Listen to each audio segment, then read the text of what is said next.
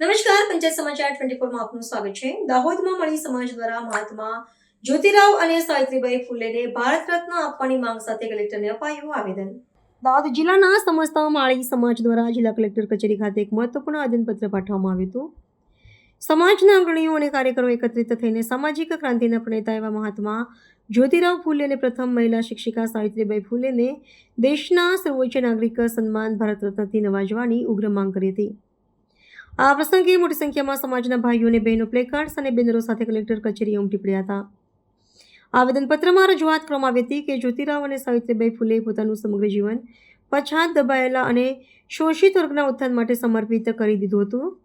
Bharat Ratna doctor Baba Saheb આંબેડકરે પણ મહાત્મા ફૂલેને પોતાના ગુરુ માન્યા હતા, જે તેમના વ્યક્તિત્વની મહત્તા દર્શાવે છે। સાવિત્રીબાઈ ફૂલેએ સ્ત્રી શિક્ષણ માટે દેશની પ્રથમ શાળા ખોલીને મહિલાઓના સશક્તિકરણનો પાયો નાખ્યો હતો અને ત્યારબાદ અન્ય 17 જેટલી શાળાઓ શરૂ કરી શિક્ષણનો વ્યાપ વધાર્યો હતો।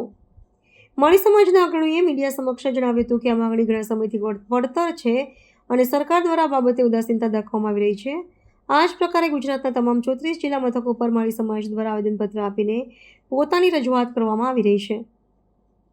જ્યાં સુધી આ દંપતીને યોગ્ય સન્માન નહીં મળે ત્યાં સુધી સમાજ દ્વારા આંદોલન ચાલુ રાખવાનો નિર્ધાર વ્યક્ત કરવામાં આવ્યો છે। છેલ્લા ઘણા સમયથી ભારત દેશના માલી સમાજની માંગણી છે કે અમારા આદર્શ, અમારા આરાધ્ય એવા મહાત્મા જ્યોતિરાવ ફૂલે અને સાવિત્રીબાઈ ફૂલેને ભારત રત્ન મળવો જોઈએ।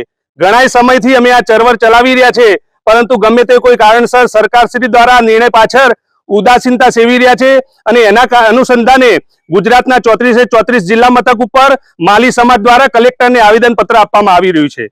અમારી રજૂઆત છે કે જ્યારે મહિલાઓને ઘરની બહાર નીકળવા પર પાબંદી હતી, મહિલાઓને શિક્ષણ આપવામાં નહોતું આવતું, તે સમયે મહાત્મા જ્યોતિરાવ ફૂલે અને સાવિત્રીબાઈ ફૂલે 17 થી વધુ સ્કૂલો ખોલી અને મહિલાઓને શિક્ષણ આપવામાં આવ્યું।